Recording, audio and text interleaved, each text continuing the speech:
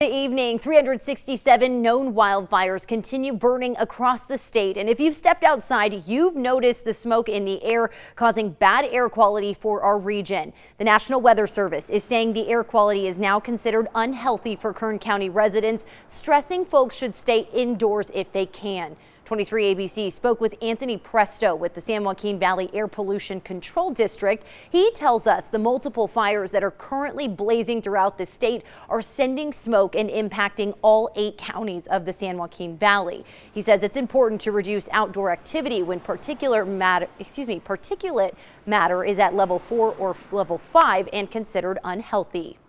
Breathing in particulate matter pollution can have all types of severe reactions to your respiratory system and even to your heart. Coming up tonight at 11, we'll hear more from Presto as well as from the National Weather Service to find out more on what Kern County residents are urged to do at a time like this. And taking a live look outside at downtown Bakersfield, you can really see just how bad our air is for us right now. 23 ABC's meteorologist Brandon Michaels joining us live in central Bakersfield with details on the air quality and what we can expect moving forward in regards to the triple-digit heat. Brandon? Yeah, hey Jess, definitely still smoky out here. It's gotten a little bit better compared to earlier in the day today. We did talk to the Valley Air District, as you just saw, and we actually reached level 5 on their scale, which is the highest it goes. It's equivalent to very unhealthy air according to their scale. Right now, according to the EPA scale, the air quality index, we are in the unhealthy range, so it's still not good. Definitely want to avoid strenuous activity outdoors, and if you can, just stay inside because that air is not the best to be breathing for sure. Air quality alert that's been in effect for a couple days, really seeing the impacts of that now. It's going to remain in effect. We've got lots and lots of wildfires burning statewide, so until those are put out, we're going to be continuing to see some impacts of smoky skies and poor air quality. Definitely still warm too. 97 in Bakersfield right now, 92 at Lake Isabella, 84 in Tehachapi, 99 in Rosamond right now. So staying still a couple of triple digits. It's definitely very warm outside. It's going to be very warm again tomorrow too. Taking a look at the forecast for tomorrow, 103 for Bakersfield, but 101 at Lake Isabella, 106 at Jawbone Canyon, 111 at Ridgecrest. Again, there is the potential to be a tiny bit cooler than that. That smoke in the sky does block out a little bit of the sun and keep us a little cooler. Something can keep you cooler as well as some showers moving through, but that doesn't look like the case for tomorrow. We've seen a couple of those today though, but they're kind of dying out and pushing out of Kern County. The Ridgecrest area though definitely seeing their fair share of showers and thunderstorms earlier in the day today. We're going to take a quick look at Futurecast and skip right to the 7-day forecast because it shows a lot of heat in our forecast. 103 tomorrow, as we said, staying in the triple digits for the entirety of the forecast, getting some chances of rain as we head into the weekend. Just a couple pop-up storms here or there. 7-day forecast for our mountain communities are looking pretty hot as well. Kern River Valley not falling into the 90s until we get to about Wednesday. Tehachapi looking at 90s all through the forecast, and Fraser Park hitting about 88 eventually. So definitely hot and hazy. Makes for a beautiful sunrise, or a sunset rather, right now, but it's very uncomfortable out here for sure. All right, Brandon, thanks. Well, a man and woman from Tracy who are accused of embezzling millions from a Kern County agricultural business are finally behind bars after a 3-year investigation. Investigators say John William Schmidt and Deborah Hollis Coburn stole more than $4 million, and warrants were issued for their arrest about 3 weeks ago. The Kern County Sheriff's Office and Fresno County Sheriff's Office tracked down the two in Clovis, just north of Fresno, and they were taken to the Fresno County Jail. Since then, they have been transported to the Kern County Jail. Bail is set at $4 million each. KCSO officials saying now they will pay the consequences. You know, we take it serious regardless of what they're a victim of, and financial crimes by no means is any different, but we hope that it does send a message that, you know, these are serious crimes and you can face serious consequences. According to the Kern County Superior Court website, William Schmidt and Hollis Coburn are expected to be in court August 21st for their felony arraignment. Well, new details tonight. Governor Gavin Newsom giving an update on the monitoring list for counties during his daily COVID-19 press briefing. He said 2 counties, San Diego and Placer, have dropped off the state's monitoring list this week. Newsom said if things continue to improve, he sees San Francisco County could be dropped from the list as early as tomorrow. We want to see this list go down to 0. If we can continue to see the trend line in hospitalizations and ICUs, see that positivity rate, that 7-day of 6.3% continue to drop. Newsom said the positivity rate over a 14-day period in the state is now at 6.6%. Newsom said the state has now tested over 10 million people. He also said they've seen a decrease in the total number of hospitalizations over that 14-day period. He also mentioned they are seeing a little bit of stabilization in the decrease in hospitalizations. Newsom said ICU admission rates are also down by 13% in the last 14 days. Here in Kern County, for the second day, county health officials are reporting 12 more deaths attributed to the coronavirus. This comes as the number of recovered patients has now topped 9,000. The new number of deaths did not necessarily happen in the last 24-hour reporting cycle. With another dozen fatalities, the total number is now 228. In addition, another 216 cases pushes the total positive cases in the county to more than 27,000. Now, there are 248 people who are hospitalized and more than 16,400 isolating at home.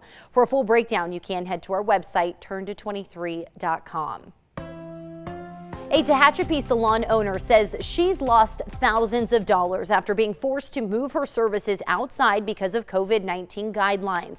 Now she's considering moving out of state where there are less regulations.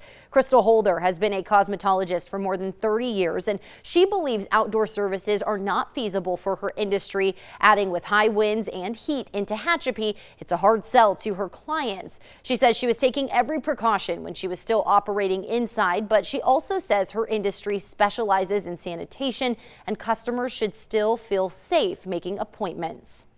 And in beauty school, they do. That is, I mean, they don't care if you know how to cut hair, but you better have your sanitation down, That was the most important thing.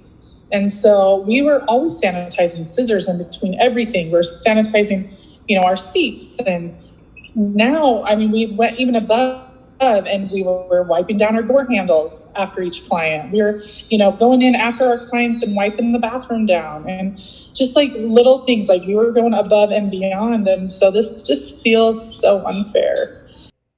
And even though her business is suffering, Holder did not apply for the PPE or CARES Act loan, and she says she has been depending on her savings, spousal income, and unemployment. Holder has lost 3 of her 4 stylists and says if things don't turn around soon, she may leave the state of California and head back home to Idaho, where the shops there are open and her kids can attend school. Once again, if you're a small business that's still concerned about whether or not the CARES Act is actually forgivable, the county says if you spent the money in the correct time frame and can provide proper receipt documentation, the loan is forgivable. This week, many students started the new school year from home, and some parents are getting creative. 23 ABC's Daniela Garrido has more on how local parents are adapting their homes for school. I fixed up one of our rooms to make it feel like a classroom, so that way they know that, hey, when we're in this room, it is learning time. It is time to focus and listen to our teachers. Local parents across Kern County are getting creative to make their students' distance learning experience as close to normal as possible ahead of the new school year. Once I found out that they were going to be doing online distance learning, it was actually my mom and my aunt's idea that I turn one of the rooms into like a classroom. This mom took the playroom and turned it into a makeshift classroom for 2. I think they were okay with it. I don't think they're okay with the fact that their toys aren't in here anymore. But at the same time, they have been getting used to it little by little. Her new setup includes a desk for each child, a calming corner, class expectations, and posters. She said she spent a little over $150 to get it ready. I have been letting them know, like, hey, you're not going to be in your actual classroom, but according to child psychologists, creating a space and routine for kids during distance learning is essential for their success. We do the calendar. They remind me every day that it's time to do the calendar like they would do at class. We go over the classroom rules as well. But she's not the only parent getting creative. We asked our 23 ABC viewers to share what they did to create a space for their kids. And as you can see here, many parents went above and beyond to make their students' distance learning space unique. I'm Daniela Garrido, 23 ABC Connecting You. Parents and teachers really doing a great job, also the kids as well. Well, there are quite a few celebrities who are Bakersfield born and raised, and some of the most accomplished are the members of Korn. They were rising back up the charts again earlier this year, but had to cancel their entire summer tour when COVID-19 hit. 23 ABC's Danielle Kernkamp caught up with founding member Brian Head Welch and has more about what the band has been up to during quarantine. It is nice to be back with you. How are you? I'm good. How have you been? What's been going on? A whole lot of the same as what you're doing, probably. Sitting at home, doing some home projects. You know what's crazy is we were talking earlier that me and my band Korn had a tour for like 6 weeks right before COVID. So I got home March 7th from that tour, and then they shut everything down. And I have a new house that I moved 1 bedroom in before the tour. So I had boxes. So I'm like, okay, this sucks for the US and the world, but I'm gonna make the best of it. And it was perfect timing for me. Even though your world tour was canceled that you were anticipating for this summer, you guys have still been busy working on some stuff. In fact, your song that was just released, tell us a little bit about it. While we've been off, I'm thinking, okay, I'm a homebody because we tour so much, and I'm thinking, okay, I'm gonna chill for a year. You know, we canceled all dates for 1 year, and so I'm just gonna chill. About 6 weeks into it, the band starts texting each other, and they're like, "Can we please work? I'm going crazy." Some of them have like new babies, you know, 3, 4, 5-year-olds, and my kid's 22, so I'm just like lounging, loving life, and they're like, "Please, let's work."